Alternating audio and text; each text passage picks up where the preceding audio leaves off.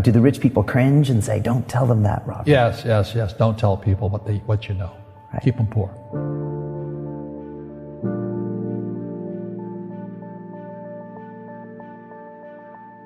The moment I pay you, you think like an employee. The moment you accept a paycheck, your brain goes dead. That's the trap. Entrepreneurs work for free. As long as you're hungry, you'll think. The school system was designed to teach you to be an employee or a doctor or a lawyer, a specialist, but never about money. The poor will always be amongst us because it starts up here. It's in their words, and the words become flesh. But when they say, I can't afford it or I can't do that, they go down. They become what they say.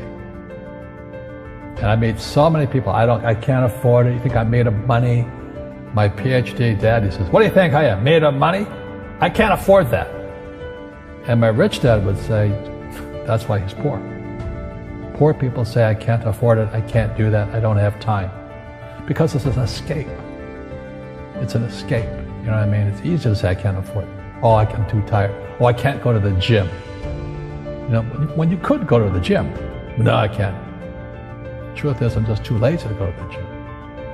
And your rich dad used to say what instead of, I can't afford it? How can I afford it? How can I do that? A question opens the mind, a statement closes the mind. See, when you say, I can't afford it, your mind shuts down, and you become what you say. People right now who are sitting at home, who are struggling financially or worried about money or unhappy, they may be making a lot of money, but unhappy with what they're doing. It was probably taught to you. Your superego was taught, get a job, work hard, or you'll never be rich, or the rich are evil, or whatever. Poverty is passed on. It's taught in your families. And middle class is taught in families. And until you change your mindset, Correct. Money won't help you, right? Correct. And we see that with people that win the lottery, people that make more money, they still have the same problem. Right. Because they have that poor man's soul. Correct. If you're poor, you'll always be poor. That's really hard for people to understand. Yeah, the money will disappear that fast. Just like most pro athletes, they make millions of dollars, and 65% are bankrupt 5 years later. It's because they come from poor families. But unfortunately, what Mr. Lipton was saying, it's passed down genetically. That's the frightening thing.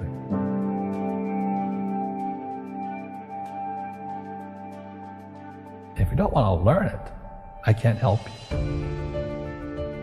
I have bad luck too. I've had financial crashes. I've had people stab me in the back. But they're all good because I grow from it. And that's spirituality. People who are afraid of making mistakes, like they teach in school, they don't ever grow. Because spirituality is there's good and there's bad. There's right and there's wrong. There's up and there's down. Most people only want to be right. They only want to be positive. Well, you can't have that. That's not reality. And the average person, the reason they're poor is they haven't failed. They play it so safe. They haven't made any mistakes like they're taught in school. That means they don't learn anything. That's why the school system's actually fundamentally corrupt. It's anti-education. But the average guy is standing there, oh, I'm an A student, I'm going to do this all on myself. And a bunch of rugby players run you over, and you go, well, they're not playing fair. Yeah, well, you're playing stupid. You should have a team. You should have accountants, attorneys, and bankers and all that stuff. But that's not the game I want to play. I said, then don't play the game. The game of business is played with accountants, attorneys, bankers, hate to say it, politicians. You got to know the game. People say, well, money is not that important to me. Then if money is not that important to you, money is not important to you. You know what I mean? I don't care about money. The money doesn't care about you. The word does become flesh. Or I'll never be rich. Or the favorite one is the rich are greedy. It's the poor that are greedy. If you think about it, because to be rich, you have to give something. I have to produce books and games, and I purchase real estate, I provide housing, provide jobs and all that. That's why I'm rich. But greedy people produce nothing. Einstein said, Imagination is more important than knowledge, but knowledge empowers imagination.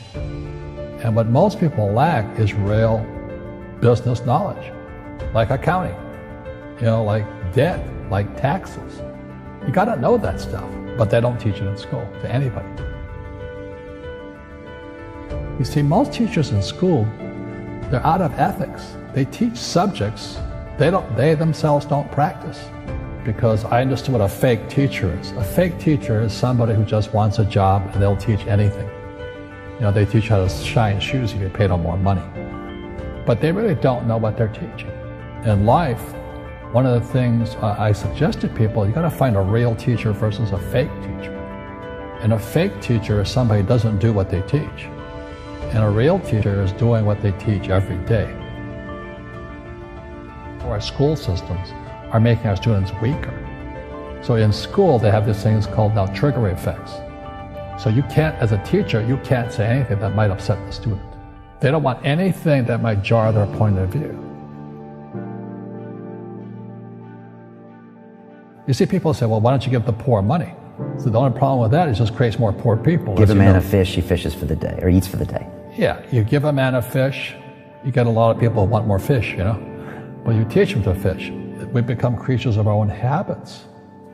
And until we break the habit, we don't change. Our schools don't teach that. Our schools teach almost the exact opposite of that.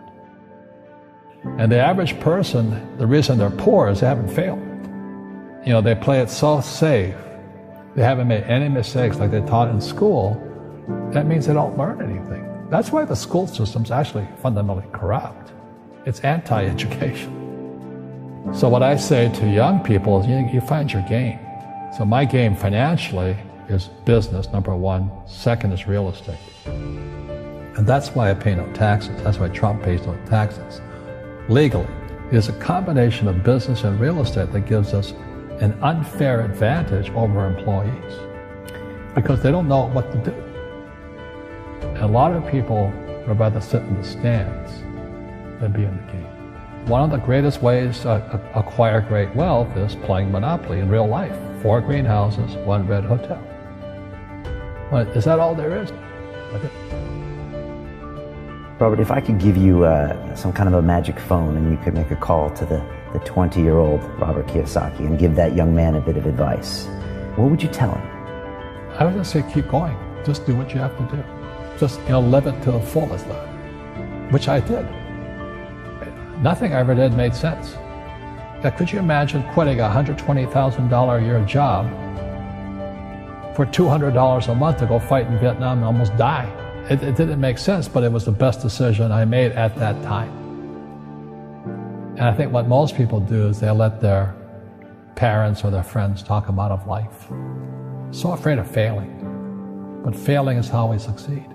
You look at guys like Edison and all that. They failed like 10,000, 1,014 times before he invented the light bulb. Our schools punish you for making mistakes. That's why we have so many people who are so afraid of admitting they make mistakes or afraid of failing.